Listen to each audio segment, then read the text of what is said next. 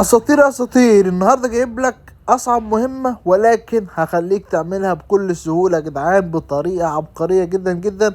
وهي مهمة الملاكم يا جدعان، من اصعب المهمات في المهمة دي لعبة من الفري أصعب فاير. المهمات. بس معانا مفيش حاجة صعبة يا جدعان، جبت لك جليتش هتعمله، هتدخل مع كله بوتات يا جدعان، اللي معاك واللي ضدك هيكون بوتات. كل عليك طريقة سهلة جدا جدا، بس انزل دلوقتي حط لايك واعمل حركة اكسبلور واعمل عادة نشر الفيديو، ويلا بينا على الطريقة. كل عليك هتحدد كلاش سكواد عادي وتبدأ وتلغي 4 مرات. تبدأ وتلغي 4 مرات، وبعد كده تنتظر 5 ثواني كده وتبدأ تاني وتلغي. وبعد كده استنى 5 ثواني وتبدأ وتخش الجيم عادي. وهنيجي نشوف كده يا جدعان، هتلاقي اللي معاك كلهم بوتات يا جدعان وما بيلعبوش، وبرضه هنشوف اللي ضدنا هيطلعوا بوتات ولا ايه.